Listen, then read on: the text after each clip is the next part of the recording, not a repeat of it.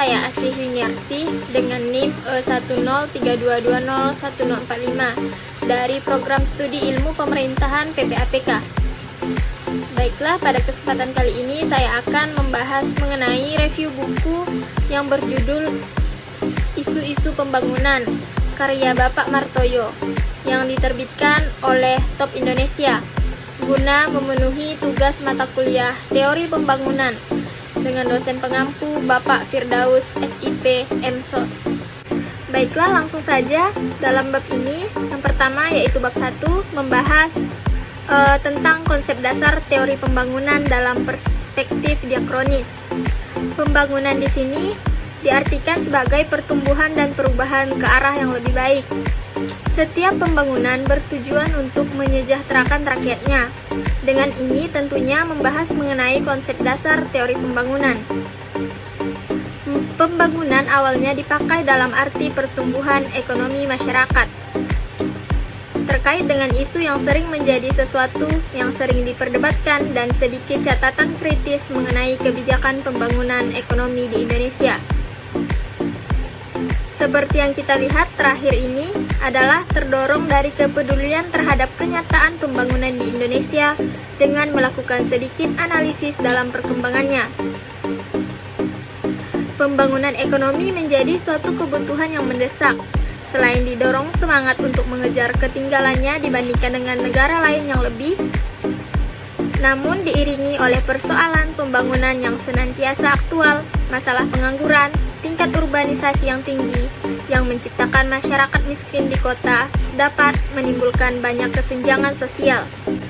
Pembangunan sering dirumuskan sebagai proses perubahan yang terencana dari suatu situasi nasional yang satu ke situasi yang lain yang dinilai lebih tinggi. Dengan kata lain, pembangunan menyangkut proses perbaikan. Terdapat pengertian dan pergeseran nilai dalam teori pembangunan. Yang pertama yaitu aliran klasik dan indikator sosial. Masa-masa setelah Perang Dunia II ditandai oleh timbulnya kembali persoalan yang telah menjadi titik perhatian para negarawan dan ahli ekonomi pada akhir abad 17 dan awal abad 19, yaitu persoalan bagaimana menjamin perbaikan tingkat hidup secara terus-menerus. Indikator ekonomi murni ini ternyata dicanangkan pula oleh Perserikatan Bangsa-Bangsa atau PBB sebagai indikator resmi badan tersebut dalam kurun waktu dasawarsa pembangunan 1, yaitu pada tahun 1960 sampai tahun 1970. Aliran yang kedua yaitu aliran ekonomi politik neoklasik. Terdapat ketimpangan-ketimpangan yang berlingkup global maupun yang bersifat nasional, mendorong para negarawan dan ilmuwan untuk memikirkan konsep pembangunan yang lebih adil. Dengan demikian, kontradiksi kapitalis dan sejarah perkembangan kapitalisme itu sendiri yang menyebabkan negara-negara satelit dengan melalui ekspropriasi surplus ekonomi dari negara satelit tersebut. Selanjutnya yaitu aliran neokonom. Meskipun corak ekonomi masih jelas dalam konsep mereka, namun ada perubahan fundamental di dalam cara memberikan makna pertumbuhan ekonomi itu sendiri jika dibanding dengan ide pendukung indikator neokonom ini. Selanjutnya yaitu aliran pembangunan berwajah manusiawi.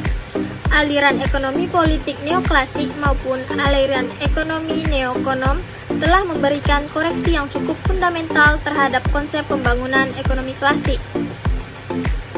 Tuntutan mengenai perlunya pengutamaan wajah-wajah manusiawi dalam proses pembangunan mulai menggema. Meskipun variasi di antara tokoh yang satu dengan tokoh yang lain cukup tajam, namun semuanya memperjuangkan penghormatan terhadap martabat manusia. Pembenturan nilai, konsep, dan strategi dalam teori pembangunan. Yang pertama yaitu pengutamaan pertumbuhan dan dampaknya. Pemilihan alternatif setelah stabilitas nasional tercapai nampaknya paralel dengan apa yang dicanangkan oleh PBB, yaitu mengutamakan pertumbuhan ekonomi. Namun, keberhasilan pembangunan ekonomi ditinjau dari tolak ukur ekonomi klasik yang sepenuhnya realitas kehidupan masyarakat. Yang kedua yaitu ketimpangan antar spasial dan antar strata. Ketimpangan antar spasial maupun ketimpangan antar strata dalam suatu struktur ekonomi yang demikian tampaknya makin nyata. Polarisasi pendapatan kota dan desa juga mengalami penajaman. Pergeseran paradigma pembangunan, bahwa pemerintah adanya kelemahan dalam strategi pembangunan yang telah berjalan dan adanya distorsi arah pembangunan nasional. Yang ketiga yaitu pergeseran paradigma pembangunan, bahwa pemerintah adanya kelemahan dalam strategi pembangunan yang telah berjalan dan adanya distorsi arah pembangunan nasional. Pada pelita 1 sampai dengan akhir pelita 2, paradigma ekonomi klasik yang mengutamakan pertumbuhan PNB mewarnai seluruh kegiatan pembangunan nasional. Menjelang pelita 3, ciri-ciri paradigma neoekonomi bahkan ciri-ciri paradigma pembangunan manusiawi tampak mulai menjiwai proses pembangunan kita. Terdapat 3 komponen dalam pergeseran paradigma pembangunan ini. Yang pertama yaitu pembalikan prioritas trilogi pembangunan. Sekelumit data empirik berikut ini kiranya mendukung pengamatan tadi. Di awal tahap pembangunan nasional kita jarang sekali muncul pernyataan-pernyataan resmi yang mengusik masalah pemberantasan kemiskinan, distribusi pendapatan, dan ketimpangan. Selanjutnya yaitu nilai-nilai keadilan dan kemanusiaan. Betapa banyaknya daya yang ditumpahkan kepada rakyat kecil tidak akan menutup kemungkinan timbulnya gejolak dan keresahan sosial ini, selama pola distribusi dan strategi penyampaiannya mengusik rasa keadilan mereka, dan selama struktur yang ada merangsang perasaan deprivasi tadi. Selanjutnya yaitu pemitosan pembangunan, suatu desakan tanggung jawab. Kesimpulan umum yang dapat diambil adalah bahwa tidak henti-hentinya manusia mencari konsep dan ragam hidup yang lebih baik bagi bangsanya melalui proses panjang yang dimitoskan sebagai pembangunan. Baiklah, selanjutnya yaitu review buku bab 2. Dalam bab ini membahas isi buku karya Bapak Dr. Martoyo yang diterbitkan oleh Top Indonesia tahun 2021 dengan judul buku Isu-isu Pembangunan, yang terdapat pada halaman 27 mengenai paradigma dalam pembangunan. Indikator suksesnya pembangunan didasari model perkembangan pembangunan untuk mengatasi permasalahan yang terjadi pada kesenjangan sosial akibat pengembangan pembangunan yang tidak tepat sasaran. Model pembangunan berorientasi pada pertumbuhan yang mengarah kepada peningkatan perekonomian masyarakat melalui perkembangan SDM dan juga mengarah pada pembangunan kedaerahan yang bertujuan merealisasikan program bersifat otonomi daerah yang berkaitan dengan hak serta kewenangan daerah sesuai dengan kebutuhannya. Bab ini akan mencoba menjawab pertanyaan tersebut dengan menelusuri evolusi makna pembangunan sejak ekonomi pembangunan lahir, yakni setelah Perang Dunia II. Pada mulanya upaya pembangunan negara sedang berkembang, diidentikan dengan upaya meningkatkan pendapatan per kapita atau populer disebut strategi pertumbuhan ekonomi. Yang pertama yaitu strategi kebutuhan pokok. Embrio pendekatan kebutuhan pokok bermula dari program ILP tentang World Development atau pembangunan dunia pada tahun 1969 dan deklarasi tentang prinsip-prinsip dan program aksi strategi kebutuhan pokok dalam pembangunan pada Konferensi Dunia tentang Kesempatan Kerja pada tahun 1976. Strategi pemenuhan kebutuhan pokok dengan demikian telah mencoba memasukkan semacam jaminan agar setiap kelompok sosial yang paling lemah mendapat manfaat dari setiap program pembangunan. Selanjutnya yaitu strategi pembangunan mandiri. Konsep mandiri di bawah ke tingkat internasional oleh negara-negara non-blok pada pertemuan di Lusaka tahun 1970.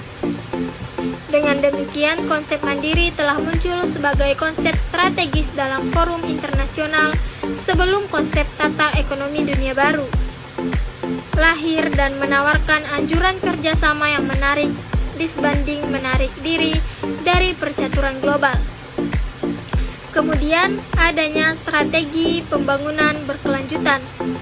Pesan utamanya adalah bahwa tata dunia baru atau lama tidak akan menguntungkan apabila sistem biologis alam yang menopang ekonomi dunia tidak diperhatikan. Sinyal pertama mengenai batas pertumbuhan adalah laporan dari Club of Rome pada tahun 1972. Yang terakhir yaitu strategi berdimensi etnik. Hal ini sering terjadi terutama pada masyarakat di mana terdapat multi etnis, yaitu keberagaman suku. Namun setidaknya konflik yang biasa muncul adalah konflik di atas penguasaan sumber daya alam. Konflik yang berkaitan dengan proyek infrastruktur yang mempengaruhi ekosistem suatu daerah. Konflik akibat ketimpangan pembangunan, konflik mengenai ide dasar strategi pembangunan, serta konflik atas bagaimana pemerintah mendistribusikan sumber daya. Baiklah, tanggapan saya mengenai penjelasan yang terdapat pada bab 2 dengan pokok bahasan paradigma pembangunan, yakni sangat membantu saya sebagai mahasiswa ilmu pemerintahan dalam mengetahui dan mempelajari lebih dalam terkait paradigma pembangunan. Di era yang serba terbuka ini, masyarakat semakin kritis terhadap kebijakan pembangunan yang dilaksanakan oleh pemerintah, maka paradigma yang dianggap tepat untuk pembangunan Indonesia adalah pembangunan berkelanjutan. Pemikiran ahli-ahli sebelumnya kemudian diolah kembali dan dikombinasikan dengan pembangunan gagasan baru dalam pemikiran isu-isu pembangunan. Kelebihan dalam pokok bahasan ini yaitu mudah dipahami pembaca karena membahas tentang kondisi saat ini yang kita alami untuk masa yang akan datang. Jadi pembaca dapat memahami apa yang menjadi kritikan terhadap teori modernisasi serta langkah yang dapat diambil dalam mewujudkan pembangunan ini. Baiklah, sekian yang dapat saya sampaikan mengenai review buku yang berjudul Isu-isu Pembangunan, Teori dan Praktek. Kurang lebihnya saya mohon maaf. Terima kasih. Wassalamualaikum warahmatullahi wabarakatuh.